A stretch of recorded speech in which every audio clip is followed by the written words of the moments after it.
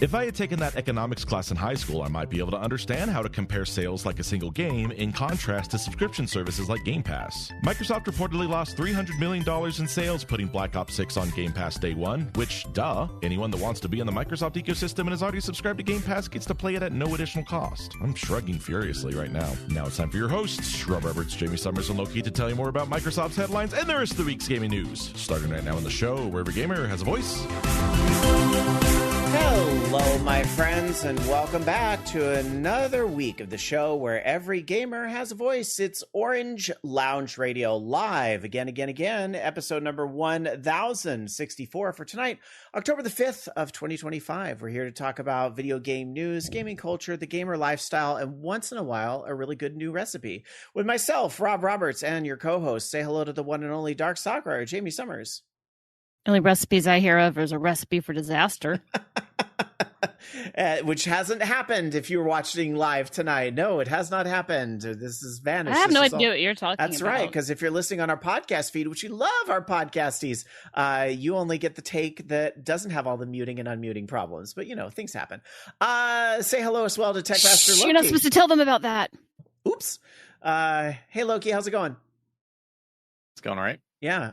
What is this behind you tonight? This looks like a fun game. It's Mega Bonk. Mega Bonk. Nothing to do with Bonk from the TurboGrafx era. No, nothing to do with that. So there is a funny story about this. So there is a guy who I watch on YouTube named Danny, who is a game developer in like Unity. He had one game that he was trying to push for a while called Carlson. He also made like some like free to play games. Like I want to say like Crab Game was one that was really popular for a while. It's like a Squid Game type thing. And he's disappeared off of the face of the earth for like the longest time. Ironically, this game comes out and, it does really well, and it's sort of similar to his style. And wouldn't you know it, the developer's name is his name backwards. So I'm guessing it's the same person. Because that would be quite the coincidence. Interesting. All right. Have you played this game, or are you just hearing the hype about it? I have purchased this game. I've not played this game yet. Oh, the Steam backlog issue. Yes, I'm familiar with that one. Yes. It's not an issue, it's a feature. Yeah. Going to our chat, because we do tape live over at twitch.tv/VOG Network, 9 p.m. Eastern, 6 o'clock Pacific, right after the Bobby Blackwolf show on Sunday nights. And you can listen along live with us. And Dark Tetsuya, in reference to what I was talking about with Bonk, suggesting another IP Konami's just sitting on. Yeah, but I mean, I do feel like I haven't played it myself yet, but just judging from other people, it seems like Silent Hill F is a win. It's a win in Konami's column in a series of what's been honestly really good. Yeah. You said it was really good?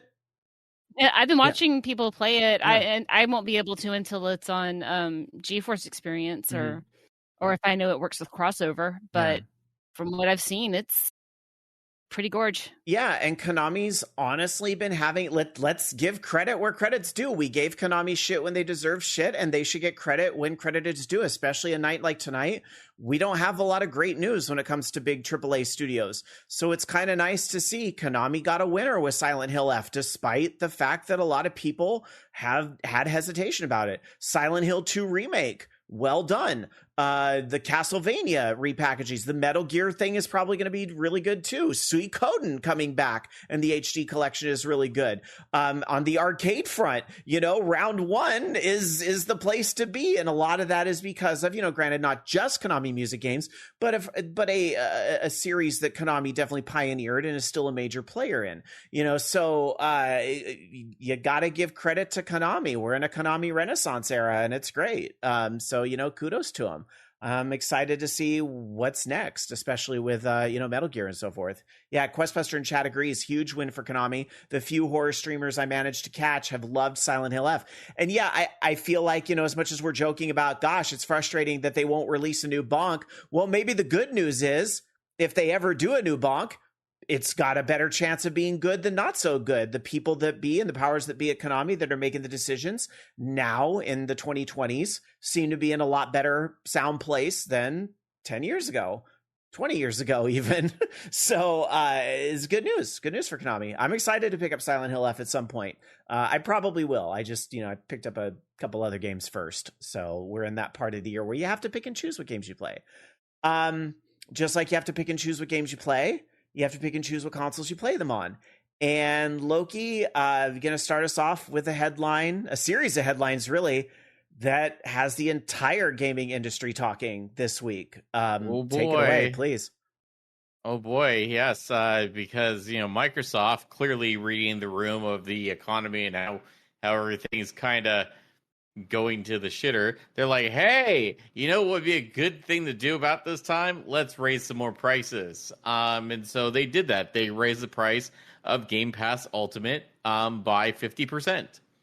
So it went from $20 a month to $30. But hey, don't worry, you're going to get some extra features that you may or may not want, including some Ubisoft back catalog games and Fortnite Game Passes or something. Cool, I guess. But yeah, so they did all that. They also added streaming, though, to some of the lower tiers as well. But for most people, it's like, nope, sorry. $360 a year for Game Pass, I'm out. And I was one of those people. Like, I'm out. I don't really play Game Pass enough as is. I kind of just let it go month to month, and maybe my son will play stuff off of it. But at this point, $30 a month is not something I can just let idly sit there, especially with all of their games right now. Mostly, I would be picking those up on PC if I'm going to play anything. And on top of that, really the only thing I'm kind of holding on to my Xbox Series X right now is for Grand Theft Auto 6. Only because it's not on PC at launch. Otherwise, if it was on PC at launch, I'd get it on PC.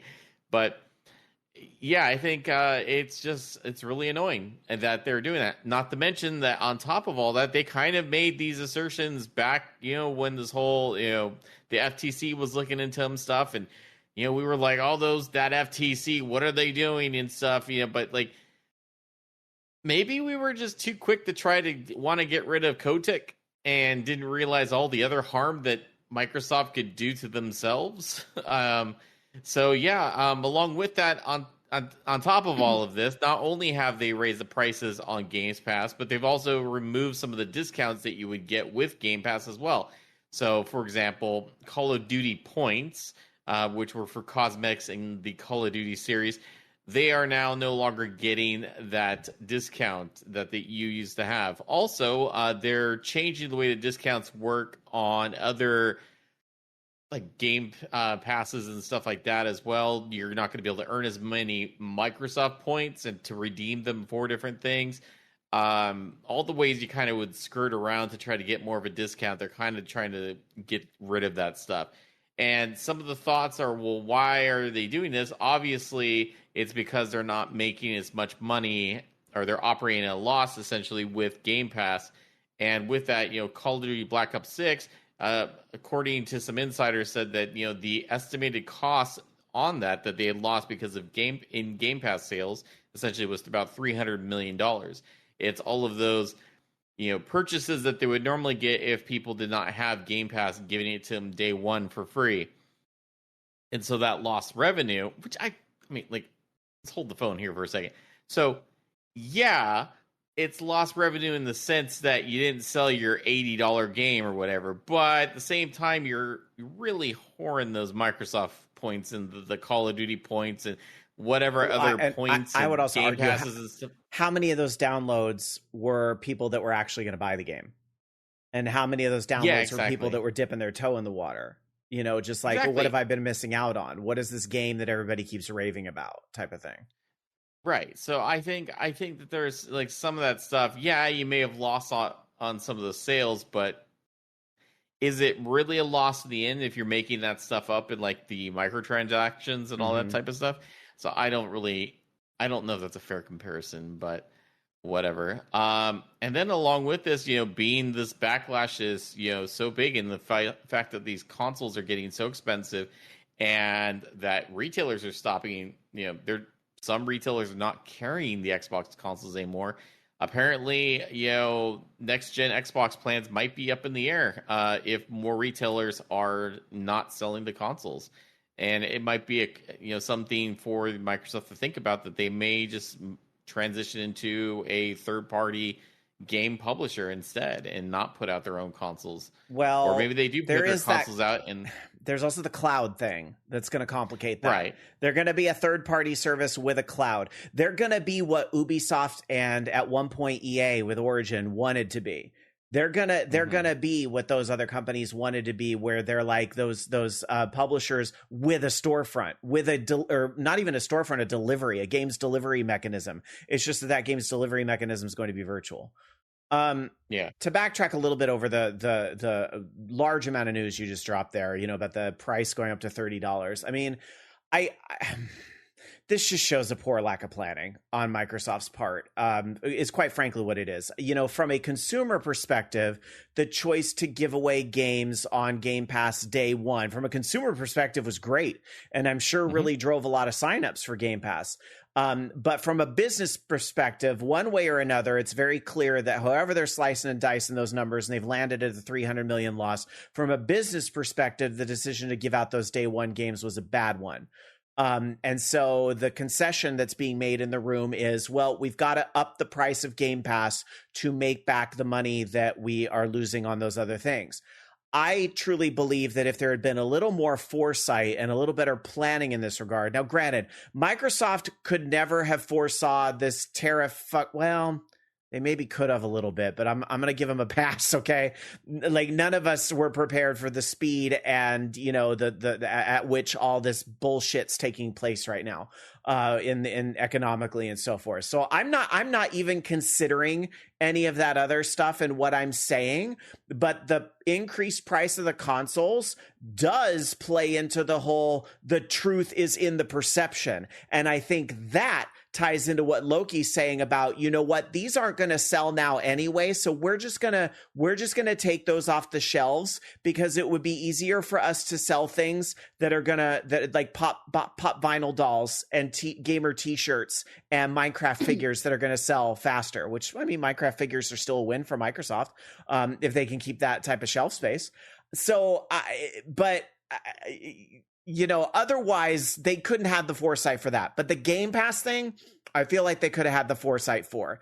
And what they really should have done, and y'all are going to hate me for saying this, but this would have been a better way to get the Band-Aid off than what they're doing now. And yes, I know most of you would prefer that the Band-Aid just get ripped right off, but in most cases, it isn't always the best business plan. Case in point, what we're hearing about the cancellations, shutting down the website, it's so many of them, just like what happened with Disney Plus over a completely different situation. Okay. What Microsoft could have done was 6 months ago announce, this was an experimental plan for us to deliver the day one games on Game Pass, and we are going to be scaling that back from the service this holiday. Instead, please look forward to these other types of incentives, blah, blah, blah, blah. Or maybe try to sweeten the pot at that point with the Fortnite Battle Pass, or what I think ought to be a WoW subscription. But I'm a niche gamer, fine. But maybe Blizzard credit of other sort, Blizzard bucks or whatever they want to do, sweeten the pot that way. And then 6 months later say, now we're coming out with a brand new tier of Game Pass that's Game Pass Ultra Femininomenon. It's the Game Pass Femininomenon tier that comes out with all the extra stuff in it and the day one and stuff, and it's something that you can get for this hot new deal right now. Like, I feel like what we're seeing now is more reactionary to what was bad business planning than what could have been a better business strategy from the beginning. And for that reason, I think Phil Spencer's days at the top of this are numbered. And it is time. And he's somebody I've stuck up a lot for in the past, as somebody who has been, someone who has shown that they are in tune with gamings, as a lot of executives in games are not. Just wait until an upcoming story and how that's going to come back to bite a lot of people. I felt that there was a lot of good stuff that a couple years ago Phil Spencer was doing. Ever since this Microsoft acquisition, I feel like it's been botched decision after botched decision. I don't see how he stays at the top of the company much longer, especially if these Game Pass subscriptions keep falling the way they are. I'm sorry as a person to say that. I don't take delight in it, but at the same time, you know what? A lot of people on the front lines are losing their job. And how do the people up top feel about that? So this is bad business on Microsoft. That's what it is. You can put excuses, you can put justifications, I guess, if you're still in Microsoft's. You can say, well, they have to squeeze every last drop of juice out of their existing consumer. I can sit here and say, no matter what way you slice it, it's bad business. And Microsoft is not in a position in the gaming space to be able to get away with making many more bad decisions, if any at all. And that's that. I think this decision is going to harm Microsoft. And I think this, coupled with the tariff thing, is ironically going to send a somewhat more American-based company out of the gaming space and make way for its competitors in a foreign country, which is the exact opposite of what our Führer-in-Chief thought he was going to be doing with these tariffs. You mean, what do you mean think? Which part? I don't think that there's a functional brain left. No, there's clearly not. Well, especially now. I mean, did you see that bro level military address? I have mercifully been gone all weekend, and the only thing I listened to because I drove to LA and back by myself, and the only thing I had to pass the time was, there's audiobooks available. There's a certain new audiobook from a person I wish would be the president right now that is out. I'm going to listen to this for the next 9 hours. And it was let pleasant. me tell you, it was embarrassing. Yeah, E3VL says it right. No one clapped at the end. It was dead silence. Everybody hated that. No cheering from the press box. Everybody disliked that. Everybody disliked that. There was literally nothing. It was dead silent. So, I mean, and you can say, keep politics out of gaming. Keep your politics out of my gaming show. Keep your politics out of... But like... It hasn't stopped politics from getting into our gaming. Ding, ding, ding, ding, ding, ding. Bung, bung, bung. You're the winner. You get a prize. That's it. And Microsoft is... As reported by industry people, not fucking slanted media of the other, by industry media, Microsoft is about to be pushed out of the retail space. And what do we have to thank for that? Bad business decisions and decisions where their hand was forced out of their control. Back to back. That's it. You can't keep politics out of gaming. Sorry to some of you that it took this long to figure that out. Anyway. Loki, what did I miss? Or Jamie, anything you want to add? I'm just feel sick to my stomach over the whole thing. I just feel sick to my stomach. A lot has been just really, I don't even know what the even that I can't do is. It's that bad. But thank God I have a Mac. Well, I understand that perspective, but also, like, you know, there's a lot of Microsoft stuff's going to take a while to show up there too. And you don't bother with Game Pass on Mac, right? I don't know. Hell is that no. a thing? Well, I mean, Microsoft Do I has really the want to cloud. play games at the lowest quality possible on my Mac Studio? Excuse me, I can run all this stuff by enabling some of my extra metal capabilities, running it through Crossover and have it look freaking perfect. Or play it through GeForce. Yeah. I mean, and I guess I never said where I'm at personally with my own thing, because I've been an Xbox Gold or whatever the fuck they've called it over the years. I've been at that level of Xbox. I think I have a 20-year badge, 19-year, 20-year badge. I have a 20-year badge, I'm pretty sure, on my account. Like I got into Xbox in part because of this show and in part to a wedding I went to where they played Halo. And I loved Halo so much I bought an Xbox. And I got on Xbox Live because I wanted the DLC for DDR Ultramix. That was what got me into Xbox and Xbox Live. And I have carried it consistently this entire time. And this is now where I'm sitting going, is this the end? I think this might be the end. And to credit to what Bobby was saying earlier in chat, it was a while ago in chat, but Bobby had suggested for Loki, just get Essential when Grand Theft Auto 6 comes out if you want to play it online. And I gotta be exactly. Yeah, and I gotta be honest. So there is a part of me that's like, do I downgrade?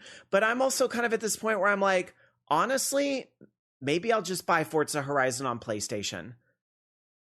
And I think maybe I'm just going to cut Microsoft loose, so I'm only paying one of these fees because I'm doing most of my gaming on PC these days. I play a little bit on the Switch and I play a little bit on PlayStation. And I know we have our Xbox fans in the house, and I hope you hear me when I say I'm not being an Xbox hater, but I feel like Microsoft's forcing me to make a choice. And I'm kind of at this. You in particular. Yeah, they said we know that Rob guy. That's right. Is Rob playing all of our stuff. We're fucking with him. So we're gonna. That's right. We're doing all this because of Rob, really. Yep. Yeah, no, it's fair. But no one could have predicted shooting yourself in the foot this hard, though. To be fair. Well, this is. I guess you could say the government did in the whole thing, but. I think there's a whole other argument there about what needed to be eliminated from the gaming industry. The saddest part of that whole thing was that Bobby Kotick got a golden parachute getting separated from, and that's the most fucked up thing about capitalism in America, that these executives walk away with millions and you walk away with bigger bills. There's gonna come a time where people are finally gonna figure it out. And they're not going to take it anymore.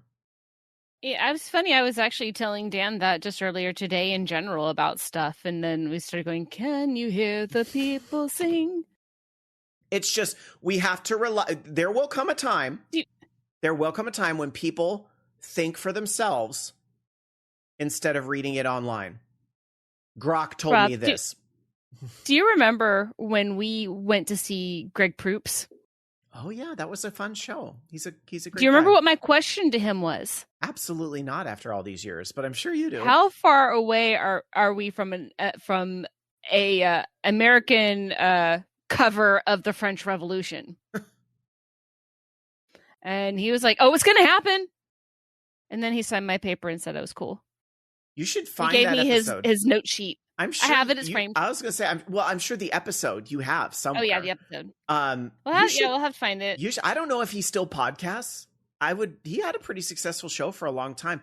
If Greg still podcasts, you should email him and say, "Hey, I just wanted to revisit this question." Yeah, I think just circling back per my last email. I'm gonna have to see if the Smartest Man in the World podcast is still going. Yeah. Anyway, I learned so much about baseball from him. All right, let's move on. Let's talk about happy things like your gaming week. How was your gaming week, Dark Soccer? How was your gaming week? I played, of course, Dead by Daylight. Oh yeah, the last episode was in 2010. I just found out. Oh, that's a bummer. Anyway, I played Dead by Daylight. I'm actually trying to do the DBD Day challenges to get all the goodies and whatnot. And Shay and I were playing Survivor, and we met two people who were really lovely and were trying to adept their Jills. So they were doing adepts together. So we helped them get their Jill adept, and then we played with them until we got them their Leon, Chris, Carlos adept. And then Shay went on to play with them, and they got a few more. But I like doing stuff like that, helping people out. So, and I played some Killer. That was fun, kind of. I've played more of Avatar. I'm doing the Secret of the Spires, which is, to me, a lot more fun than the last DLC. So I want to get that finished before a certain movie comes out. And played some Palia. I finally have bought yet another property, and I'm now trying to save up enough money to put stuff on it. Played some Suica game, some Balatro. Oh yeah, and Dracula X Nocturne in the Moonlight, or Symphony of the Night for Saturn. Played a good bit of that. Got to the Reverse Castle. Woo! Good times. All right, Loki, we'll go to you. How was your gaming week? I just played Minecraft stuff. So we had there was KubeCon this weekend, which is in-game I saw your post Minecraft convention. So went and explored that for a bit. It's still going to be up for the next week. If you haven't gotten a chance to check it out or want to, you can do that. Our SMP has a booth there as well, and there's like mini games and stuff. I don't know. So we did that, and we're just working on stuff in game as well. Put out a video. I'm setting up a build contest right now, and yeah, that's pretty much it. Awesome. My gaming week was interesting. I'm still continuing my adventures in Final Fantasy XI. I finally hit level 50, which means I need to do my limit break, but I'm playing on that server that has the XP gains out the wazoo, so there's that. I've also been playing the very aptly timed re-release remaster of Final Fantasy Tactics. I played a little bit of that on PlayStation this week before I went out of town this weekend. And it's you can choose if you want to play the remake version or the original version. If you just want to play basically the PS1. Obviously I went for the newer one to just kind of check out the voice acting, which of course is well done, and just some of the other changes they've made to it, such as kind of the way you'd like. I was instinctively trying to hit L1 and R1 to rotate the board, but that's not how it works anymore. You use the other side, or if maybe I was wrong, maybe my muscle memory failed me, which is completely possible. But you use the other stick, and now there's like a tactical view you can use, which is kind of neat. So yeah, I've been enjoying it. I'm not usually into tactical games, but for some reason I always have given Final Fantasy Tactics a pass, probably just because I'm a Final Fantasy fan at heart. And I am working on the thing that many of you do, which is grinding that first area over and over and over again to get up my job levels until I have to take on the actual story quests. So that's where I'm at in that game. But I ended up heading out of town this weekend. So I was supposed to go to Los Angeles last weekend. It didn't work out. So I kind of went on a makeup trip this weekend. And for the most part, not a lot of it is gaming related. I ended up going to Knott's Berry Farm, which I've never been to before. And it was completely on a whim, thanks to an internet friend of mine who was like, hey, I have extra tickets. Do you want to go? And we were like, fuck yeah, let's go to Knott's Berry Farm. So we did not get to go to Knott's Scary Farm. That was a different thing in the evening, sadly. I'd never been to the park outside of the restaurant. So that was cute. It was cute. The other thing, we did go to now what it was always planned was we went to Universal Horror Nights. So the Universal Studios has their version of the Scary Nights, which was fine. There was a bit too much gasoline smell for me. They have people with fake chainsaws running around in the entry area trying to scare people, and it just makes the whole fucking place smell like gasoline, which maybe some of you are into, but it's a bit much. It becomes a little overwhelming in a place that's a little bit of sensory overload as it is. So I didn't like that part, but they have different themed mazes. And yes, this gets into gaming. One of the mazes that they had themed was Fallout. So we actually went and we did the Fallout maze, which is based on the Amazon TV show, I think a little more than the games. But I haven't seen the TV show yet, but of course I've seen the game. I've played the games at least a little bit, well enough to recognize like, oh, the same little mascots that you see in the game are in the little queue as you're in the thing. The haunted house itself, there really isn't a lot that separates Universal's haunted house from your local community haunted house production outside of a budget. Universal has a big budget. So they have top of the line costumes and props that are continuously being maintained and are working. But at the end of the day, it's still a black light maze where people are trying to jump out of the corner and say boo. But because so many people are moving through it so quickly, if you just look ahead of you, you can see where all the people are jumping out trying to scare people. And so I was just kind of like, okay. And like, I was having a funny observation with my pal Victoria coming out of there. I was like, it's something about the year 2025 where I think people just are like, you know what?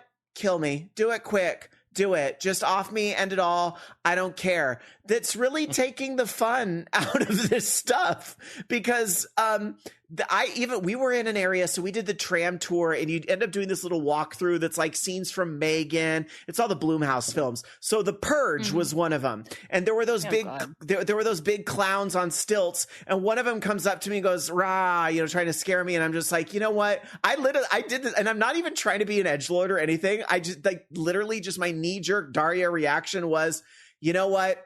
Just do it quick. Trump's America couldn't be me. Like that literally was what I said. I'm not even embellishing. I literally looked this guy dead in the eye and did it. And do you know what his response was? He reached out and with his finger, he went boop as close as he could to my nose without actually touching my nose. And then he went on to the next person. And I was like, honestly, that's my favorite interaction in one of these places I've ever had. You got booped. I got booped. I got my snoot booped, Dark Sakura. Hey, that's my territory. I know. It's just funny to me. Yeah. So the Fallout thing, and I usually, and it's, again, I get scared pretty easy and I don't like jump scares, but because I could look ahead, like I could see where all the scares were. And there was this guy that came brushing, and I'm going to keep it real. He was an attractive killer. He was like the guys that play Norman Bates at Universal. He was an attractive killer, and he came rushing at me with a pipe, and I just gave him a look like this. Like I just looked at him like, kind of like, and sorry, podcast folks, but I'm giving a look of like, okay, like I'm just looking, I'm like, okay, do it. Like, and the upper pointed side eye. His response is, as he got to me, he just he gave me a little 2-finger salute and walked back. It was almost funny to me. Like I feel bad. Like I should probably just play along and act scared and that whole thing. And I had a good time, but I also was 3 very expensive beverages in by the time we got to the Fallout maze, and I was just like, everything is just kind of. Everything just exists right now. I am but a mere projection onto this plane of existence, and I just, I'm just making my way through a maze, making my way downtown, dissociating your pretty way much, through life. Pretty much. So that's that. So my review of the Fallout maze was, sorry, y'all, I disassociated. I'd like to say I was there, but that was only half right. I was there in body. That's it. The makeup was well done, though. The makeup was well done. The creepy looking creatures and stuff, they looked good. Like, again, but I mean, you can get the same type of scares at the local, and I would actually encourage you, go support your local haunted house. These are a lot of the same people I work with when the horror movie and the horror hosting. These are just artists that are taking a seasonal gig to help pay the rent and stuff. Go support your local stuff. At the end of the day, Universal, they're really not doing anything that much different than what you could get locally, except for an FX budget, which is money well spent. It looks very good and everybody looks good, but that's that. Let's see. SSG 100 Matt says, Rob, you and I both want to go out the same way. Roller coaster ride set to Rihanna and changing to Adele as it crashes. 100%. 100%. Anyway. No Adele. No Adele, please. It's the reference to that one meme. It can, Oh. It could actually be, if you don't want Adele, it could actually be the Lady Gaga song You and I, if that would be an acceptable alternative. Okay. All right. Anyway, that's it for our gaming week. Let's get into some more gaming news. And Loki, the hits just keep on coming. This one's a follow up to last week, right? Yeah, it just keeps getting better. So, hey, I know you love EA. You just love EA and all their practices, and you're like, man, EA is just so infallible. Thank goodness there's no way I could possibly hate EA by one of their business practices. Like, I don't know, selling their company to the Saudis that kill people, that don't agree with them. That's cool. Let's do that. Or yeah, $55 billion deal to take the company private. And in which case, because I know there are two things being typed in chat right now. Number one, Saudi already had an investment in EA. They already owned about 9% of the company. Number two, Saudi also has a stake in Nintendo. So I loved the way Bobby 9 to 100 though. I know. I will say this. I loved the way Bobby put this on his show. So I'm going to give credit to our, show before us live. The way Bobby put this on his show was he says Saudi Arabia is going for a cultural victory in civilization. And I was like, that's an accurate analogy. Thank you, Bobby. So I'm stealing that without payment. Anyway. Yes. So basically, they're taking the company private, and along with that, I think they're also going to be taking on debt as well, as these private equity groups tend to operate. And of course, this is Jared Kushner's private equity group, Gross. And so some concerns, obviously, with Saudi Arabia owning this company is censorship. Games like Mass Effect and stuff like that have gay, trans characters. I'm not sure if there's trans characters in, but essentially a wide variety of sexual orientations amongst the characters. That's not going to probably be just say kosher. Mass Effect. Yeah, Loki, just say Mass Effect. No, right. I said Mass Effect, but and there was trans in Andromeda because it was actually a point of contention, but it's old news at this point. Okay. Well, that said, though, those diverse characters with those types of backgrounds are probably not going to be featured in games going forward. And honestly, with like the sports washing stuff that they've done recently with purchasing, the stuff with the WWE, they have events going on there, comedy festivals. There's the whole golf. They have their own golf circuit thing that's in Saudi Arabia as well. It's just I don't see this going well, but also I see this kind of ironically. It's ironically an interesting way for EA to possibly like their demise. Whereas EA is a company that used to purchase a bunch of smaller companies and then take those companies, essentially strip their assets from them, and then close those companies. And look at this. It's come full circle. Now we have a private equity group that purchased EA that will, of course, try to do well with it, but inevitably will strip its assets and sell it off piecemeal. How appropriate. And, Bob Coffee in chat says the Saudi group also bought the Evo tournament. Yeah, a Saudi group also owns part of wrestling. A Saudi group owns there's a lot of I think one of the big networks, Saudi has an investment in that too. If only there was a governing body that could do something about these types of sales, such as, saying, no, you can't have these types of sales. If only there were a governing body that could do that. But to son-in-law. Yeah, but that's, why you get the son-in-law involved. And now the president will have a personal stake in this particular type of acquisition. And President Carter sold his peanut farm, but I guess those sorts of norms just don't exist anymore. They don't exist anymore. What norms? We don't have norms. Yeah, we don't have norms. It's not that what we're going through is not normal. So, yeah, Bob Coffee says if only we had a functional federal government. True, and that's why this maybe that's why this waited until now. Maybe. And I would say if your favorite EA game is not a sports game, is not a shooty bang game, not Call of Duty, the other one, Battlefield. But it's shooty bang. Okay, if it's not a shooty bang game, and if it's not The Sims, it's probably in trouble. And yes, that includes Mass Effect. I think the best thing, because what's going to happen now, I want to go back to something I said earlier about people. As much of an issue as Phil Spencer has been these last couple of years, in the beginning, you wanted to root for him a little bit because he was an actual gamer. What's going to happen with this EA thing?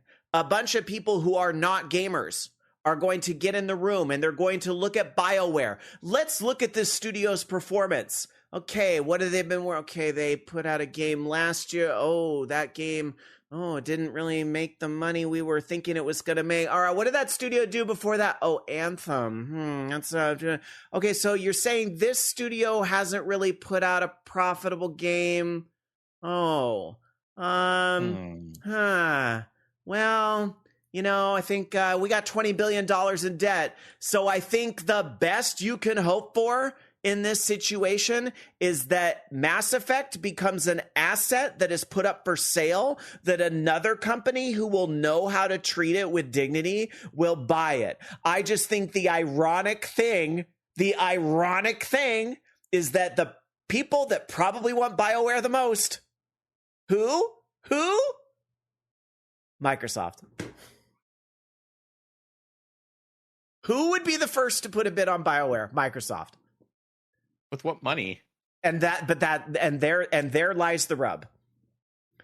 So I don't, of course I sit here and cross my fingers and my toes and go, is there a way that there can be a fire sale on BioShock's IPs and like Larian can pick it up?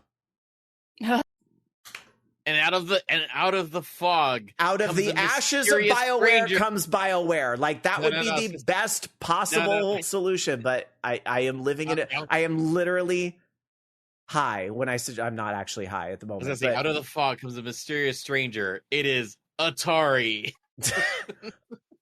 Honestly, I'm not going to hate on that. Atari hasn't had a lot of losing decisions lately. They're kind of like Konami. Atari and Konami are on similar paths. They were laughable 10, 15 years ago, but right now it's kind of like, you're doing good, kid. Keep at it, Yeah. Unless there is any possible way BioWare could go single again, but that would be incredible. But I worry about that. A Larian, though, owning BioWare would be amazing, though. I think. Oh my God, I see that as a match in heaven. That is like the light your candle before you go to bed tonight, in hopes that or whatever it is you believe in, thoughts and prayers, whatever it takes. Let Larian buy the BioWare IPs in a fire sale, and let's get back to the old BioWare. Questbuster in chat says, I wouldn't be surprised if Veilguard was the last Dragon Age we'll ever see, if not for a long, long time, because it missed performance targets, unless it's handed to someone else. I agree, unless it's an IP that's sold off, which I would say do not rule out that possibility. That a room full of non-gamer boardroom types will not understand the value of some of these IPs. It's possible. It's just who's going to buy them is the risk there. We keep all the BioWare stuff together. Seeger in chat is saying The Sims is crazy in trouble with this deal. I'd be curious for you to evaluate, because I thought that series actually made EA quite a bit of money even all this time later. And they got a new one ready to launch, right? They just their problem with The Sims is their oversaturation. Yeah, but if they've had the money to build 74 expansion packs for last Sims game, I feel like that's something that at least on paper they're going to look, because that's what it is. This is going to come down to an Excel spreadsheet, whether a studio is running or closing. And that is Rob. What? It doesn't have to be Excel. It could be in numbers. Well, considering the subject matter, I think you should let it be with Excel. That these these studios could be coming and going. SJ100 Matt says, my only hope is that when they lay off employees, that they treat them well and give them good severance packages. It would be terrible if they do the quote soft layoff route that many tech companies are doing these days. That would be nice, and I don't want to be pessimistic about it, but unfortunately, I am. But I hope you're right. SJ100 Matt says this won't go through until 2027, so there is time, but not much. There is stuff that will go down sooner rather than later. I would expect to see things start to move around like in months, not years. Seeger is elaborating on the Sims stuff, saying Sims is not doing super well, and the themes. Do you have a source for that? Because I'm sorry. It's just I'm kind of like, again, they've had so many expansions. They're in a holding pattern now because we haven't had a mainline game in a long time. But okay, super LGBTQ stuff would be in danger. The player base is also primarily LGBTQ plus as well. So take those options away and it's done. Okay, that part I'm with you with. with you on. Yes, that part does make sense. That unfortunately, those types of themes, they're going to say no. I hate myself with every fiber of my being for what I'm about to say, but they're going to say no woke games. No woke games.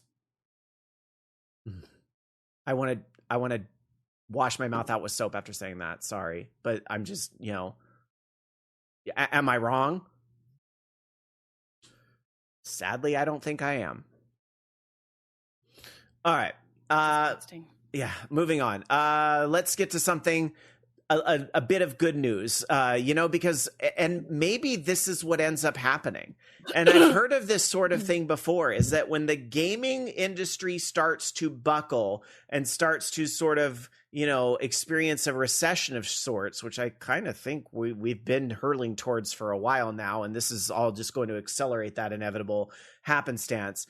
I think there's going to be a lot of people looking at the classics, a lot of people looking at old games, a lot of people finally looking at their backlog going, there's a lot of good games out there I haven't played. I should go play some of the... Loki will finally go check out his fucking Steam backlog. No, just teasing. You all are guilty. I just added more games to it today. It's a self-read. Oh, yeah, the sale's going on too, right? Oh, yeah. I have months and months and months of humble choice that I forget to redeem. Yeah. And so, there's Plucky Squire, cool. Throw that in the backlog. It's just a bunch of games I'm never going to get around to playing. Well, the nice thing is there's still a soft spot for nostalgia, and nostalgia for these old games will probably squeeze us through. And of course, the Lego Gameboy came out recently, and that's been kind of in the news. I've seen a lot of people posting their builds online, and people are really excited about this Lego Gameboy. And I think the question was probably out there from the very beginning of how long is it going to take for somebody to shove a real Game Boy into a Lego Game Boy. And as it turns out, not long at all. A creator online named Natalie the Nerd, who has a blog on their website, nataliethenerd.com, actually used this system, the Lego system, to add power to it to actually play genuine Game Boy cartridges. And if you want to see her post over on Blue Sky, you can. She is also verified by domain over at nataliethenerd.com over on Blue Sky. And you can actually see, there it is, the classic launch title Tetris actually running on a Game Boy. And, I like that. Please don't share. This is like my Patreon where I share exclusives. Well, oops. Yeah, that maybe, I don't know if that's supposed to be a tongue-in-cheek sort of thing, because obviously Blue Sky is very public, which is a debate for another day. The gaming blogs picked up on this real fast because we need some fucking good news this week. And getting to put a Game Boy inside your Game Boy is always going to be good news. So anyway, you can use it to play small screen games on there. Now, it's not like this is something that's commercially available out there. There are some fixes that still need to be made, like the A and B keys are currently being held in by an elastic band. There's going to be a 3D printed Lego piece to help fix some of this. And then she does say, I'm going to release this once I'm happy with it, which I would assume would mean, all the parts that you need and 3D printing specs you need to build your own. And honestly, if she doesn't do it soon, I'm sure somebody else will. That's not a read. It's just, if it really is supposed to be Patreon paywalled, it's probably a matter of time before somebody else does it anyway. So, that's neat though. It's neat to see people using those nostalgia products for their nostalgia. So, yeah. As 200 Matt points out, I'll finish my Lego Game Boy build tonight after the show. And Questbuster says, yay, Game Boy goodness. I agree. I just got a bunch of the classic Game Boy stuff on my Steam Deck. What's the first, if you had a Game Boy emulator in front of you with every Game Boy, a Lego Game Boy with every Game Boy game, what's the first game you'd want to play on it again? Revenge of the Gator. You took my answer. Yeah, but it's the right answer. Revenge of the Gator. Fine, Pokemon Pinball. Or was that Advance? No, I think there was a Pokemon. I think Pokemon Pinball Red and Blue. Or maybe Kid Dracula. Okay. But I actually have Kid Dracula. Loki, what's your answer? I don't know. I do have a Game Boy emulator in front of me, but like, I would say probably there's a homebrew Mario game that rescales, like, because they ported like the original Mario Brothers to it and stuff like that, but the like scaling was really weird on the Game Boy. So I would play that port with the additional levels and stuff because it's fun. Bobby Blackwolf agrees. Revenge of the Gator. Rinmari says Yoshi's Cookie. That's a good choice too. Dark Tetsuya says Tetris. I mean, honestly, a standard. Or Hyper Load Runner. And Orange Right says Triple Jinx with Bobby Blackwolf and Dark Sakura. All right. Great minds think like us. All right. Let's move on. Dark Sakura. So now this is not just good news. This is pretty freaking great. So there was a local monthly fighting game tournament, and a new mom who goes by Legion with a 0, a 3D artist actually who sometimes plays fighting games, basically won the tournament with her newborn in her lap 5 days after a C-section. I don't want to hear any of your excuses, guys, okay?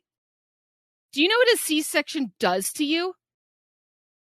Do you know how much it hurts to recover from? It's not that I've had one. Surgery. It's a surgery, yeah. But I do own a uterus. And I do have a good background in anatomy, and I know what happens to the body during pregnancy, which is why I don't ever want to do it. But imagine that you have been cut open while you are awake, having a living being taken from your body, sewn back up, and 5 days later, winning a Mortal Kombat tournament with this tiny, brilliant miracle of a human being in your arms. I don't want to hear your excuses. I don't want to hear them. I don't have any excuses. Oh. But can I make a joke? Oh, well, no. The best thing. You know what the kid's name is? Cereza. What was the contestant's name again? Legion. Okay, Legion. So I would say Legion wins. Babality. Yeah.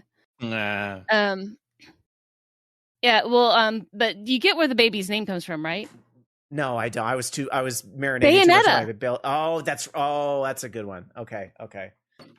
Yeah. I was marinating too much on my babality joke. I was like, let me say my joke.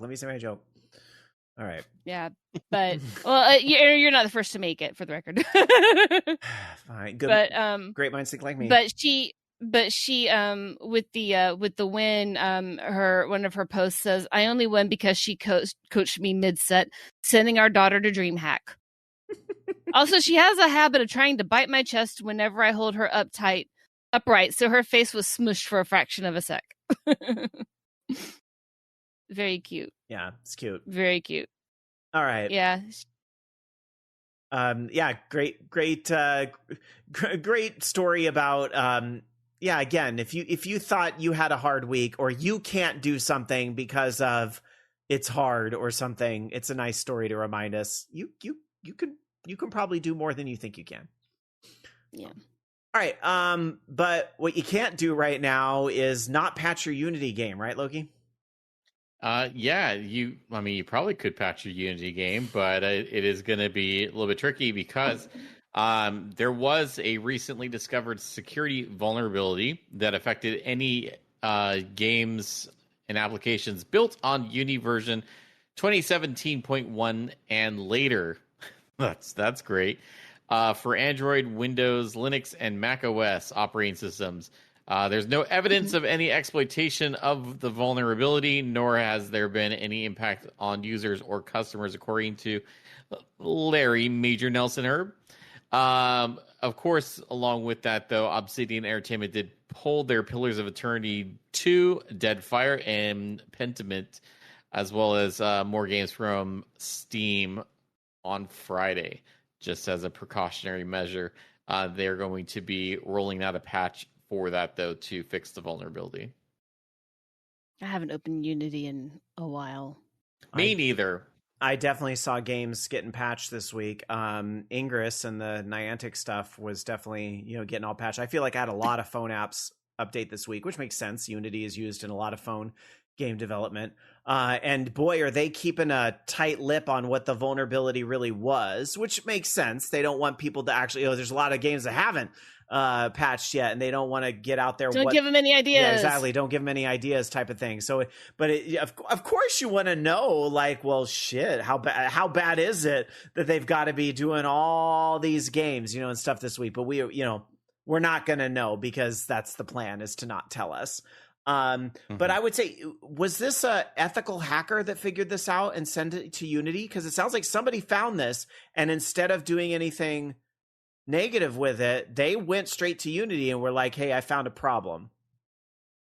Yeah, I don't think it mentions who reported it, but interesting. Yeah, it somehow they found it. So SGO 100 Matt says, I'm sure YYR had to update stuff. Yeah. Hopefully the process isn't too difficult. I heard Bobby talking a little bit about this on his show. And it's, sounds like you don't have to get in there and like update a bunch of code, that it has more to do with the actual executable runtime file. And you can patch that even if you don't have all your old code. So that's kind of nice, that, you don't, because heaven forbid, there's probably a lot of studios that have closed since 2017 that have Unity games that are actually running. So yeah, hopefully YYR is able to update his stuff no problem as well, because I would hate to see them start pulling games that don't adhere to this. Bobby Blackwolf in chat says the vulnerability was quoting from the email that was sent to Unity, or from Unity, says the vulnerability was responsibly reported by the security researcher Ryotac, and we thank him for working with us. I feel like that's a very nice way of saying ethical hacker, which actually I don't think is a negative term at all, but probably not a polite one in the context of an email like this. But yeah, I mean, that guy could have done some shitty thing, that person could have done a lot of shitty things with that information, but they didn't. So good on them. So, all right. Let's move on. Politics. It's never ending. But guess what? This one has nothing to do with us. Well, a little bit, maybe. It has more to do with what's going on in Japan. And a politician from Japan's House of Representatives, Satoshi Asano, made a post on social media saying that Nintendo was, quote, avoiding using generative AI to protect its IP and, quote, engaging in lobbying activities with the government. Nintendo actually came out and denied this. No. That's a rare thing for Nintendo to do. But on the right-wing social media site X, Nintendo's account, their Japanese account, actually published a statement that says, contrary to recent discussions on the internet, Nintendo has not had any contact with the Japanese government about generative AI. Whether generative AI is involved or not, we will continue to take necessary actions against infringement of our intellectual property rights. And that was the particular post there from Nintendo that they actually posted. Interesting that they actually called that out. It actually went so far, and this is how you know it's Japanese politics, not American politics, because the politician actually put a statement out that retracted the claim and apologized. I deeply regret my own failure to verify the facts adequately. Damn right, you better. No, I mean, what? How? I'm speechless. Like that's they're trying to get a jump is what they're trying to do. Wouldn't that be nice if that's how it was? Wouldn't it be nice if when people were wrong, they say, oops, I was wrong and I'm sorry? Like, wouldn't that be what people of integrity and high position? Anyway. I think it's a foreign concept here, though. Clearly. And Anyway, outgoing Nintendo of America president Doug Bowser has talked about Nintendo's NAI previously, saying, quote, "If we think about just technology in general to start with, as we look at technology, we always want to make sure the technology we may be leveraging, whether it's to develop our games or in our devices, it's going to create a better gameplay experience. It starts there. It's a very important part of our decision-making process and how to use AI," which honestly is a real fluff statement. But it does go to show at least that they're not being reckless about it. It does sort of say to me, the justification for is the game fun needs to still be there. If we use AI on our game, is the game still going to be fun? That's going to be our driving principle, which is not a bad principle to have, especially compared to peers, because that says to me, you're thinking less about generative AI and that crap and cutting, or especially when it comes to art and that kind of crap, and more like maybe how can our own internal mechanisms, sort of improve and so forth, which, it's interesting. It's interesting. But they have not said anything as far as the official Japanese government goes. Anyway, yeah, and Rinmari does point out where Japanese people still post, it's because they don't know any better. Most of them try Blue Sky or Misskey for 5 seconds and just go back to Twitter. I understand. I'm also going to remind folks where the money you make on X, where that goes. And that's, if you still decide, that's fine. That's you. But I don't think businesses have to keep using that website. And I understand it's a cultural thing, but it takes big businesses taking a stand and big influencers taking a stand to change those sorts of cultural norms. And this is not something that is necessarily free of in America. Most of the big names are still posting on that same website. It's unfortunate. Anyway, let's move on. Dark Sakura. So, in one of the happier pieces of news, I get the happy stuff today, don't I? Well, there's more good Silent Hill news. There's going to be a remake of the first Silent Hill, and it's already going into full production, working with Bloober Team. They said, I'm gonna read the translated statement. This is during an investor call. "We have 2 first-party production teams, one of which is working on Silent Hill 1 project, and the other started working on the next project. Please be Silent Hill 3. And then they also discussed Chronos: The New Dawn, which got really good reviews. But Konami did tease it already with those, photos and stuff. But this is good news. Yeah, especially, when there was a little bit of worry about the Silent Hill 2 remake and it turned out pretty good. Now I feel like everybody's really good. Yeah, everybody's kind of at ease about this. Like, all right, bring it on. Let's do it. All right, Bloober, you did something. Let's go. Do it again. 2 in a row. Don't I really want Silent Hill 3 because, that's my favorite of them all. Mm-hmm.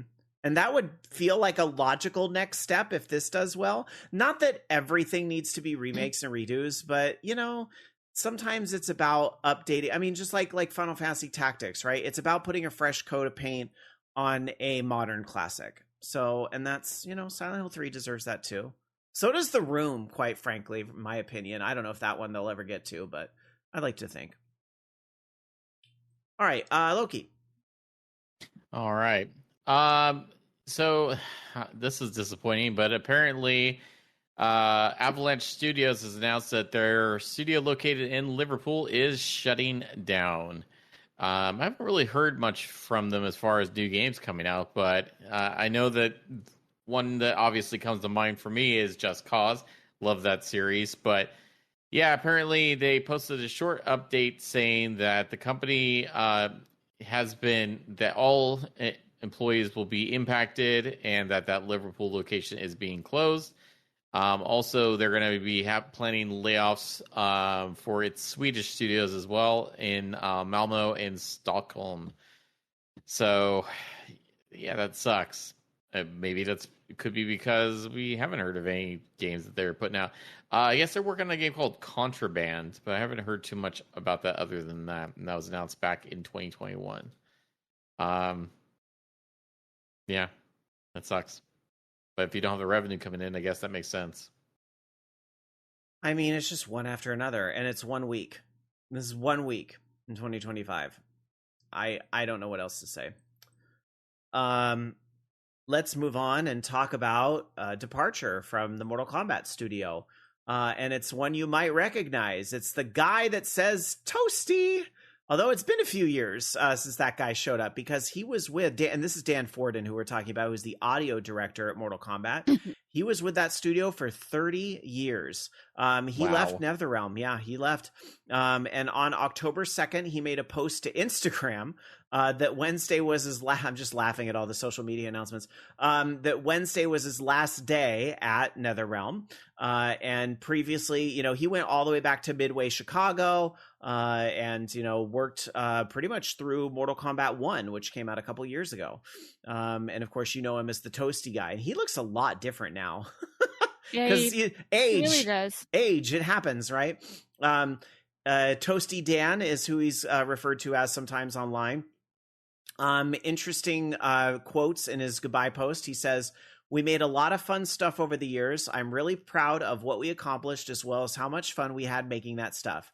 There are so many smart, talented people there. Look for more great things to emerge over the next several years. I wouldn't have lasted 37 years in the industry if fans weren't out there playing the games we made. Thanks to all of you and supporting what we've done." So goodbye and good luck. Enjoy retirement, though, dude. You earned it. You definitely left a legacy in gaming. No, and let's, it's not just the Toasty thing. Like, I actually think the sound in the Mortal Kombat games is part of what makes those games great. Like, it put it on a different, it distincted itself from Street Fighter. It was a very different musical style too. Yeah, the music and the sound effects. It lent itself to that style that made it different from Street Fighter at the end of the day. And so enjoy retirement. Hope you get some, like cruises or whatever it is you enjoy. All right. Anyway, let's get to our next segment. Another classic.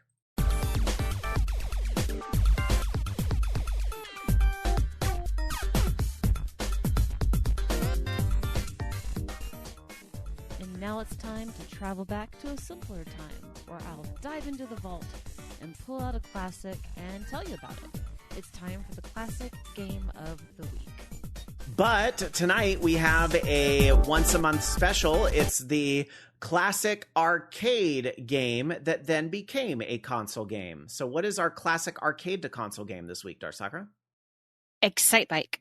And indeed, this one became console to arcade, back to console. So, of course, I am referring to the version for the Versus Unisystem, as in Versus Excitebike. There were two enhanced versions, both that were titled Versus Excitebike. So we're going to start, though, with the arcade version. It came out in 1984, and it's very similar to the Famicom Disk version, even though it lacks, of course, the design option for, custom tracks. It has 3 difficulty levels and a few other differences. And among these differences is, first of all, it has 7 tracks instead of 5 like the NES. And they're more like remix tracks is what they are. But after you finish the 7th track, the last stage will just loop itself until you lose. It is pretty repetitive. But the other cool features that it has is that there is a bonus game that will challenge you to hit ramps in order to jump over stacked trucks for extra points. And then the other one is sort of like a wipeout mode, where you have to make the other players crash, and then your character will change colors, going from go to red, yellow, or a black color scheme, and have unlimited turbo until you crash. But other than that, it's Excitebike. Now, the other version is Versus Excite Bike for the Famicom Disk System. So it's basically you can play Versus. You can play with a friend. And it has different music done by Okasoyo. And then you have Original Excite mode, where it's based off of the main mode of the arcade version with some minor differences like the color palette. And it is a writable disc that can save your tracks. So I brought that up because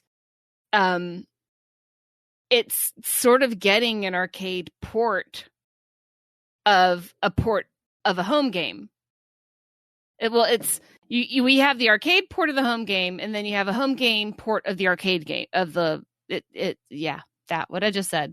No, I get it. In a way that makes sense. No, it's wild. Yeah, how this kind of went back and forth, right? And that version, for the record, I do believe has come out on Virtual Arcade since. Mm-hmm. So there you go.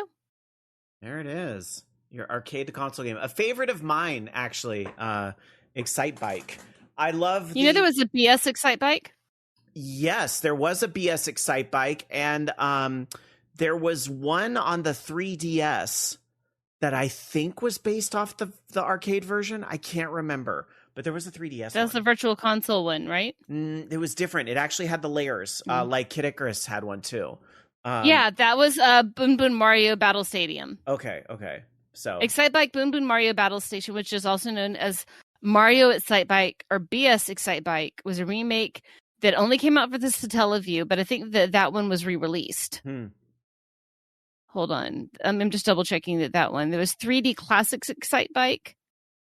Have I actually done Excite Bike as a classic game? I want to think that I did.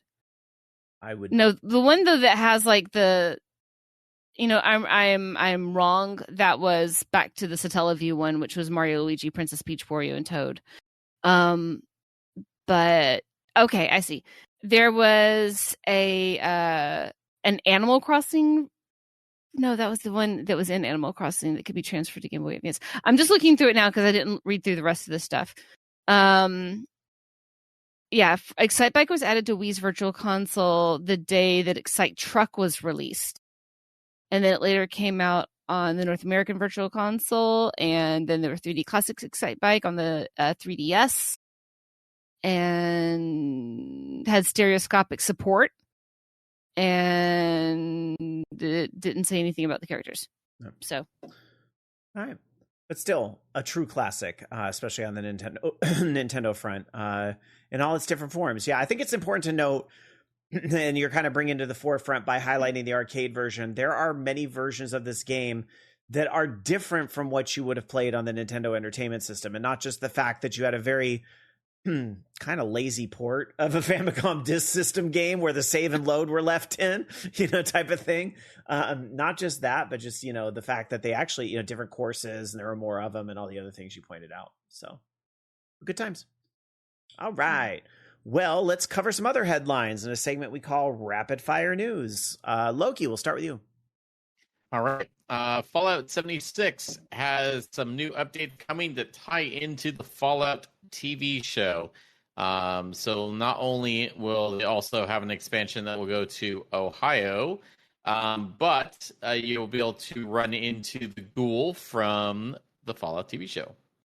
And that's going to be coming out here very soon. And then along with that, we've also got, let's see, so Marvel Cosmic Invasion, that awesome looking beat 'em up game, has a demo. Go check it out. Looks cool. Can't wait to play it.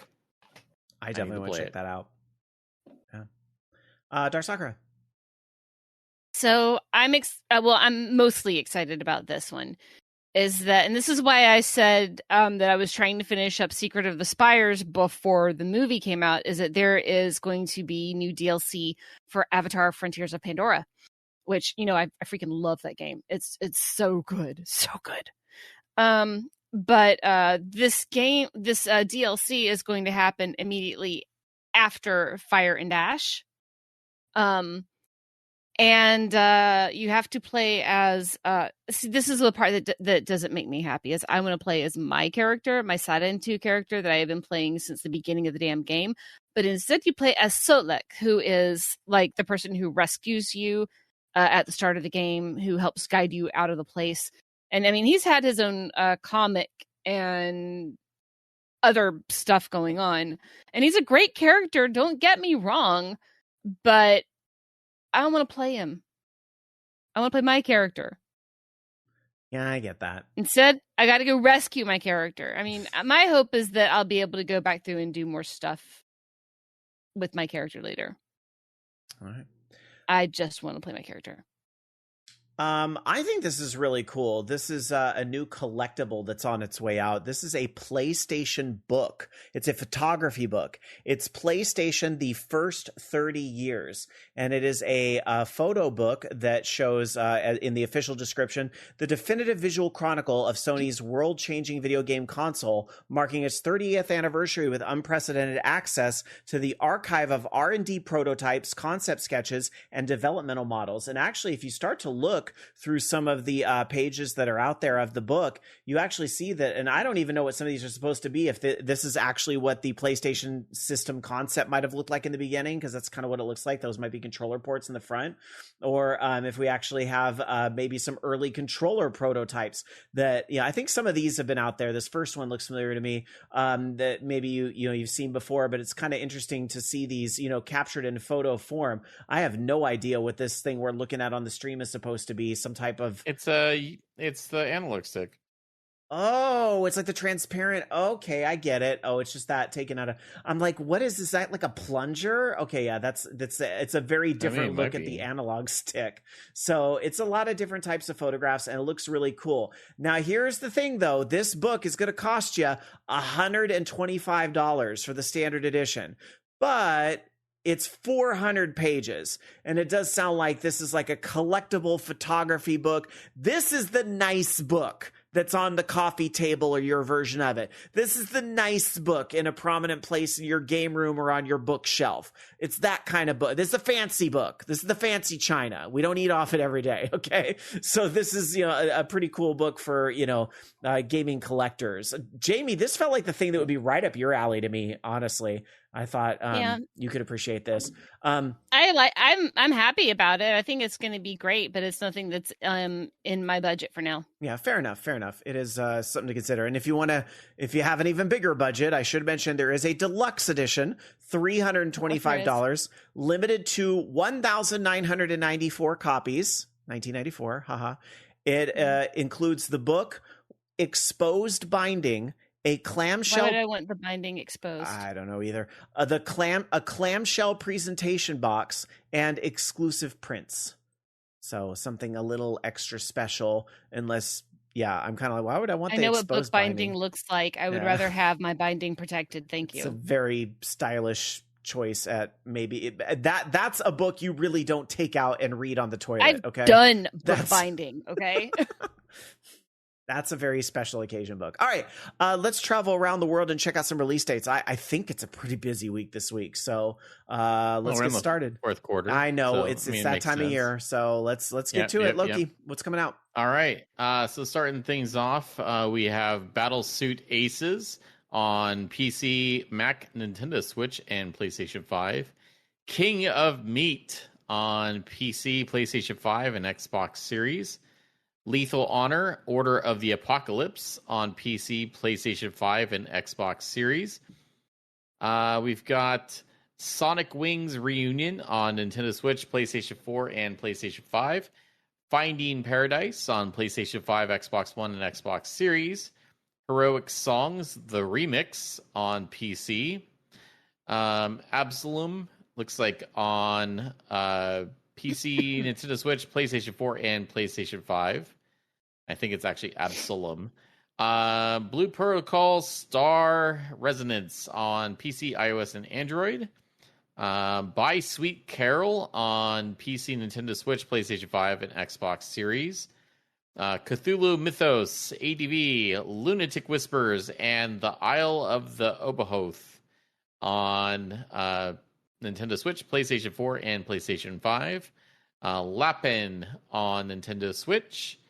Let's see. Lapin? It's like Lapin the Third? No. Or is it just Lapin?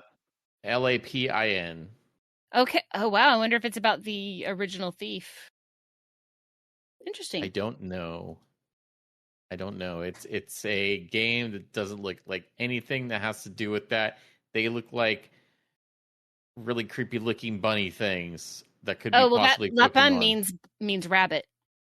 Yes, it's the rabbits who live underneath the park that have to leave for a new home as the humans started renovation. So it's Watership Down Light? Maybe. It says Libby, a white rabbit, goes on an adventure with Captain Bianca, Jose, and Mont Blanc. What will happen when these 5 rabbits, go on their adventure? Well, it looks cute. It's rabbits. And they're not raving or rabid. So, I don't know what to think about that. Then we have, let's see, Lost Eidolons, Veil of the Witch on PC, Nintendo Switch, PlayStation 5, and Xbox Series. Obakai Doro 2, Chase and Seek on Nintendo Switch 2. Panty Party Perfect on PlayStation 4 and PlayStation 5. What? It's perfect. And then Rise Eternia 2 on PC, Nintendo Switch, PlayStation 4, PlayStation 5, Xbox One, and Xbox Series. Wizard 101 on PlayStation 4, PlayStation 5, Xbox One, and Xbox Series. Yuka Replay on PC, Nintendo Switch 2, PlayStation 5, and Xbox Series. Battlefield 6 on PC, PlayStation 5, and Xbox Series. We've got Disgaea 7 Complete on Switch 2. Dreams of Another on PC and PlayStation 5. Little Nightmares 3 on PC, Nintendo Switch, Switch 2, PlayStation 4, PlayStation 5, Xbox One, and Xbox Series. Little Nightmares Enhanced Edition on PC, Nintendo Switch 2, PlayStation 5, and Xbox Series. Pixel Junk Eden 2 on PC, PlayStation 4, and PlayStation 5. Scourge Hive on PC, Nintendo Switch, PlayStation 4, PlayStation 5, Xbox One, and Xbox Series. Snoopy and the Great Mystery Club on PC, Nintendo Switch, PlayStation 5, and Xbox Series. We've got Ease versus Trails in the Sky Alternative Saga. Ooh, crossover. That's on PC, Nintendo Switch, PlayStation 4, and PlayStation 5. Chicken Hair and the Treasure of Spiking Beard on PC, Nintendo Switch, PlayStation 4, PlayStation 5, and Xbox Series. That's it. All right, let's travel to Japan and check out some releases over there. Disgaea 7, of course, a big release, and that is happening overseas as well. You can look for that. We also have Little Nightmares is happening as well. Little Nightmares 3, and that is on the Switch 2. So yeah, both of those to look forward to on the Switch 2. Let's see. We also have coming up on, I think that's actually it for the Switch 2, but I want to take a look at the PlayStation 5 because usually that's still pretty busy over in Japan. And yes, we have Little Nightmares 3 also releases in Japan. And then we have Battlefield 6 making its way to Japan, which I'm sure you all are thrilled about after this week's news. But, that series has its fans, so that's that. That's actually really it for Japanese releases tonight, or this week. Just a few big tent poles there. Not a lot of other stuff at this time. But we've got more to move on. I don't have a super big list for the UK either. I have Karimara Beneath the Forlorn Limbs for PC on the 6th. On the 7th, I have King of Meat, PS5, PC, Xboxes. SOPA, Tales of the Stolen Potato for Xbox and PC. OneWay.exe Module 1.0 for PC. Star Wars Beyond Victory for the Meta. Blood of Mehran for PC, PS5, Xboxes. Shrine's Legacy for PC. 2XKO Early Access for PC. Captured Xboxes. Kingmakers for PC on the 8th. Also on the 8th, Comfy Girl Lo-Fi Companion for PC, which is on sale on Steam here in the US. On October 9th is Crasho Cars for Switch. Actually, I think it's a different game. Anyway, Dice-A-Lot for PC, Blue Protocol iOS, Google PC, Lost Eidolons Veil of the Witch for PC, Switch, PS5, Xboxes. Buy Sweet Carol on PS5, Xboxes, Switch, and PC. Yooka-Laylee on PS5, Xboxes, Switch 2, PC. Absalom on PlayStation, Switch, PC. On the 10th, Little Nightmares 3, PS4, PS5, Xboxes, Switch. Disgaea 7 Complete for Switch 2. Nomia for PC. Snoopy and the Great Mystery Club, PC, Switch, Xboxes, PlayStation. Little Nightmares Enhanced Edition, PS5, Xboxes, PC. Barbie Horse Trails for PS5, Xboxes, PS4, Switch, PC. Battlefield 6 for all the things, and Dreams of Another for PS5 and PC. All right. Hope you have some happy gaming coming up in your near future. We're getting towards the end of the show here, and usually at the end of the show, we would open up for the listener roundtable where we take your comments and we take your emails. Not to discourage you from emailing the show, participate at orangeloungeradio.com, or you can interact with us on social media if you want over at Blue Sky at orangeloungeradio.com. And then, of course, we always take your comments in chat. But there is something we actually wanted to bring to you guys tonight in this segment. And I actually wasn't sure if we were going to talk about this tonight, but I think we are going to. I think it's time to bring this up because, this show was kind of conceived in this, roundtable format of folks that are having, dinner after a long day of gaming, whether it's DDR as we were playing back in the day or other games otherwise. It's kind of sitting around and, talking about our favorite pastime, which is playing video games and all the other nerdy things that we enjoy. And that's that round table that we're all at. And so this is probably an important point for me to let you know and bring to this round table that I've asked to leave this show. After 23 years, I'm going to be leaving this show at the end of November, on November 23rd to be exact. And I'm sorry, there's really no easy way to state this kind of news. And I'm sure some of you are going to be very, very blindsided and surprised and, shocked at this news. And I wish I had a better or easier way of kind of putting it. But the reality is that I sort of said a long time ago that when things stop being fun in this space, I don't know if I can continue on. And I think the news that we've had tonight in particular, which I didn't certainly plan with all of this, I think almost exacerbates that type of situation, that there's just a lot of stuff in gaming that it's hard to stay a fan of gaming. And there's other elements in my life. I guess I shouldn't say that like I'm not a fan of gaming. I'm always going to be a fan of video games. But maybe I don't wish to continue spending every Sunday night talking about an industry that I'm just watching continue to shoot itself in the foot. And it's hard to walk away from something that so many of you all have given your Sunday nights to as well over the years. It's really hard to feel like I'm breaking up the band, right? That I'm, causing this whole thing. Yoko. But but it's. I had to make the joke. I know, no, and you should. We should make jokes, but it's one of those things where it's like, I have no easier way to put it than sometimes you recognize it's time. And after 23 and a half years, I think I recognize it's time. And that doesn't mean, I want to be very clear, I'm not doing this to start an OLR 2.0. That's not it. Will I continue to talk about games? Maybe. Although that's kind of hard to think about right now, but not in this weekly sort of space. Like, I think TikTok, YouTube, somewhere in like a future media type of thing. But I think this spending multiple hours of a Sunday talking about games and continuously having to report on these news of layoffs and all this stuff is just, it's a lot.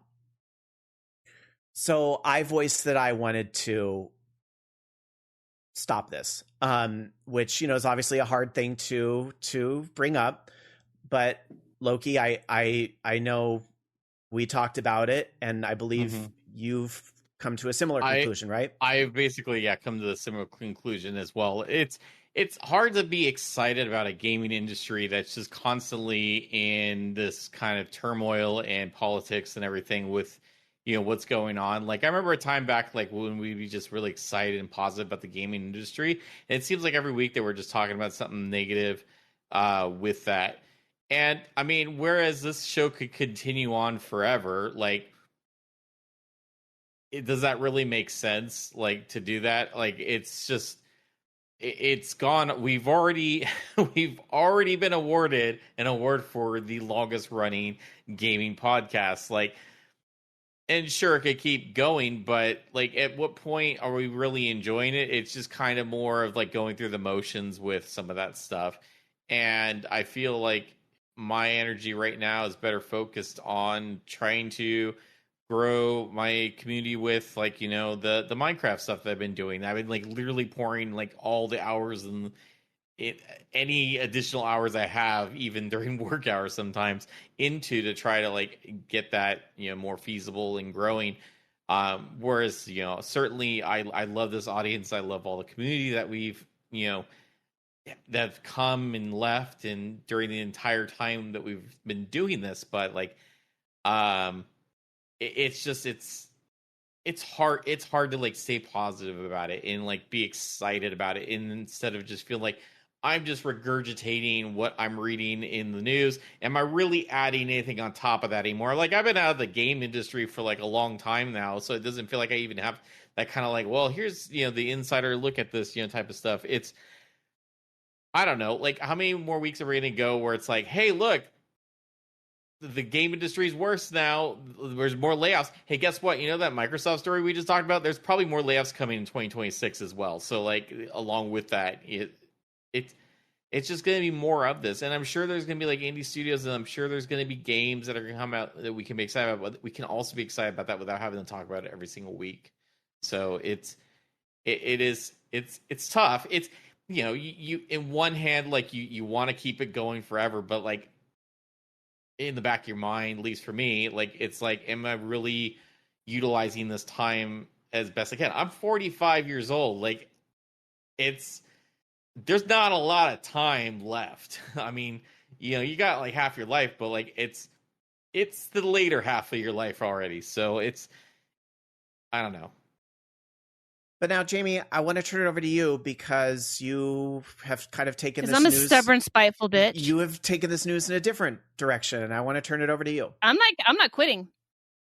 I'm going to keep going. I'm making arrangements with certain people who know who they are to birth something messy and sticky and tentacly from... It's an afterbirth. We're working through some details. Are you saying that guy's going to get his way and the afterbirth's coming back? That guy that left. Yeah. Yeah. Cage match. Oh, keep in mind. We're floating names around. A couple of them I might need to get okay. And one of them thrown up was OLR2 Electric Boogaloo. Probably not. You vote for Gay Bar. Well, and maybe Gay Bar's our new theme song. There you go. Maybe this is a good thing to be able to be transparent in this part of the process, is that you don't know if you want to call it Orange Lounge Radio or not, if I'm not mistaken. Like, you're kind of No, we're not. Okay, you're not. So Orange Lounge Radio... I was making a joke. Oh, okay. Then Orange Lounge Radio definitive, as we know it, will conclude on the 23rd of November. But something... It's going to have a name that's not, what's Orange Lounge Radio about? Okay, that's fair. So Dark Sakura will continue and it's going to be a Sunday night mantle still, right? So far. So there's still some things to do. I mean, what else the fuck am I doing on Sunday night? Here's the thing. It's crocheting? it's important to be transparent about this a little bit, because that way Jamie is on her way to TwitchCon in 2 weeks. She has the freedom now to talk about this because you all have heard it from us first. She has now the freedom to talk about this with whoever she wants and whatever potential collaborators there might be in the future and so forth, and figure out what those next steps are going to look like before 23rd November, which is when that'll be episode 1070. I thought about episode 1069, but I didn't want to base it on numerology. I just wanted to base it on this is the day, and that's it. That's an excellent question, Mike Deft. Mike Deft says, I think the other question is, what will Rob's involvement in VOG be? I do still plan to be around with VOG. I just think what my contribution is to VOG looks very different than what it does today. My gut to, I think, honestly, you know what I'm doing is I'm giving myself a vacation. And then I think maybe next year I might start to think about that roundtable concept that's kind of been on again, off again. That's where I sort of see a future, because I'm going to tell you the most important part of that roundtable concept. They were flexible, and it was when I could fit them in, and it was short. And so I think you will see from me. I'm not ready to announce anything yet because I don't fucking know. I think it's kind of, from my perspective, when I'm the one that says, you know, maybe it's time to, you know, call the last station. It feels disrespectful for me to be, because I want to run and do this other thing. Is part of it, I want to take more long weekend trips. Yes. Is part of it, there are things that happen on Sundays I have not done in 20 years. Yes. Is part of it oh, damn, I lost my train of thought. Is part of it, the fact that live hosting has really picked up for me since COVID, and I have had to say no to gigs on Sunday night because of this show. And this is something that now will be opened up for me, and that's a part of my life that I have really enjoyed exploring and being a part of. And yes, that is all factoring into it too, is that this allows me to, you know, potentially pick up other conventions or other shows on Sunday night, like live shows, not internet podcasts and things like that. So short answer, Deft, I will still be involved with VOG. Nothing we have said tonight affects Bobby Blackwolf. That's for him to talk about when he's ready. At what his, you know, if his show goes longer or what he's gonna do, you know, that's Bobby's thing. He is aware of this, except I don't think he knew we were gonna do it tonight. But it is what it is. There will still continue to be a VOG. And maybe this puts me in a position where I feel like I should maybe be just in charge of recruiting shows for VOG. I'd love to do that, or recruiting more creators and things like that. Sure. But a weekly multi-hour commitment plus pre-production plus post-production on a Sunday night is just not where I'm going to be at anymore. And good luck to Jamie and her team with that. No, I think it is cool that you're going to keep it going, especially for the folks that are here on Sundays and have been a part of this little family for so long. I'm glad there can be something. Well, guys, don't make it sound like we're dying. Well, we're not. And I think there's a very apt thing that came up in chat that I want to read, and thank you all for the kind comments. I feel like a lot of you, we appreciate you guys. Yeah, y'all like that we're hearing in chat. You all seem to really like understand where this is coming from. And I really appreciate the perspective of like, hey, I'm glad we get to be here for the end and so forth. And that's why we didn't want to just say, because believe me, there was a part of me that said maybe we just say before the closing credits, and we're done. Good night. You know, but that doesn't. I feel like I want to give an opportunity for folks over these next 6 weeks to come back and pop in if they want, you know, for one more extra stage, shall we say, of this. I suggested earlier that we have this out now because I'd like to hear what people have to say, you know, if we don't get spam email, that is, you know. So I want to give people a week to process while we're, you know, fresh here to say things, you know, and then before I go to TwitchCon. And I don't want to rule out either, but I want to be very careful how I walk this line. I don't want to rule out the potential that the three of us can reunite for other things. preserving the friendship with Loki and Jamie is the most important thing to me out of all of this, of course. Not that it was ever at risk. You're still going to get memes from me all the time. Yeah, and not that any of that was ever at risk, but I'm just saying that, like, I do see a situation where the three of us can still come together once in a while to talk about some big things. But is that going to be every week? No. Is that going to be, it's spontaneous as we're able to make it happen? Sure. Like if Jamie's willing amongst her new project as well, and Loki amongst everything he's working on and so forth, like, absolutely, that's something. But I don't want to give false hope. That's why I'm saying it's a tricky line, right? I don't want to be like, but it's not really over because we'll still get together once in a while. Orange Lounge Radio, as you know it, is going to be done on November 23rd. But hopefully the future won't be so bad. You know what I mean? It's going to be okay, right? But Rob made a good point earlier about all of us developing our other things. And it's not just another podcast. I've been floating another podcast idea for a while. And like a Dead by Daylight machinima kind of thing. But I'm also trying to grow my own channel. I enjoy streaming. I enjoy having people there to interact with. I would love one day to be partner. I mean, I think that would just be absolutely tremendous. But I've been doing this every Sunday, and I like being out there and loud and talking shit. And I think that there is still an opportunity to give the alternative view on what happens, not just in gaming, but I mean, geek culture in general. We've got a big opportunity for that, to specifically speak on how they all interact together, and also to speak out against the injustices going on in the world, because they're affecting all of us. Just because we like video games and we might be into anime and we might like Doctor Who or watching these shows does not mean we do not have a serious opinion. So I want to keep that going. And Reed Mari, I adore you. And yeah, you came over and you've been through a lot with us. All of us have been through some shit. I also kind of like looking at this as sort of an evolution. And there was a point, there's a couple points really when OLR evolved. We were a show about Bomani exclusively. And we sort of hit a reset button at one point with that, to be really about games. And that was also part of this whole like merging podcasting with what we were doing all the way back on Live 365 and all that. This show has been through a few changes. And, I love what you're saying there, Jamie, about maybe really looking at the voice of geeks being about geeks now, and not, or, and what you're bringing to this being about everything else that's not just video games. Sure, that's part of it, but everything else as well.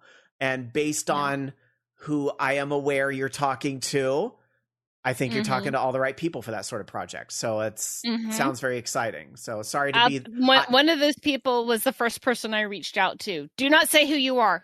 Yeah. So there's... Yeah. So more to come on that. I did want to call out the chat comment, and actually this has been raised a couple times, but Travesty78 in chat says... Sucks to hear, but much respect for calling on your own terms. And a couple of you have actually used that, your own terms, going on your own terms. That is absolutely a huge part of this decision, is wanting to do this when it's something that's under our control. Because we've had scares in the past where it might have been something that wasn't part of our control. Not to be too dark, but I had a near-death experience when I was 29, and this show was on at that time.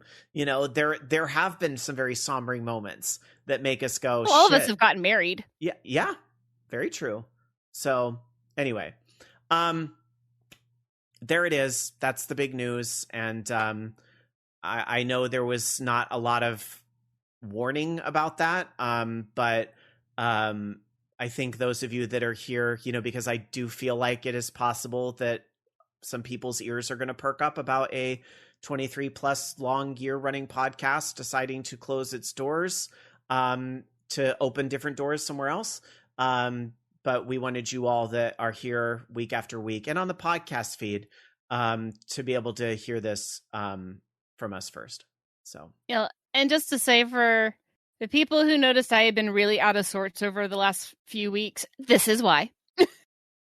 So I couldn't say anything, but this is I'm in the place of numbness right now, where my brain just sort of goes right over it and just starts thinking about future things. So yeah, I'm okay. Good. I'm the okayest pigman on Twitch right now. I'm kidding. As far as what the future shows look like, it's business as usual through the 23rd of November. There will be a show I'm missing, which will be dark that night, October 26th. There will be no show. I have a work-based situation that I cannot control. This or not this, I would not be here October 26th. Jamie will not be here the week before due to TwitchCon, but otherwise it's business as usual. And as far as the last show goes, we're not ones to pull a lot of stunts. I think you can expect it will be as you've come to expect right up until the very end. But never, yeah, I'm open to all ideas. We have a few weeks to figure it out. So, All right. Oh, well, thanks for the $1 stream. Yeah. With that, I know that's a heavy piece of information, but hopefully everybody has some time to process. We can talk about it a little more next week if you want. And through these last few weeks, I imagine we may see a few faces from the past pulling through one more time. Yeah. Matt, I'll check in quickly to see if there's any last minute stories, but otherwise I think that's probably a good note for us to just exit stage right on. Not. All right. Then why do I go around and say thank you for listening to Orange Lounge Radio. Thank you for your support over the last few years. I usually had a spiel here at the end.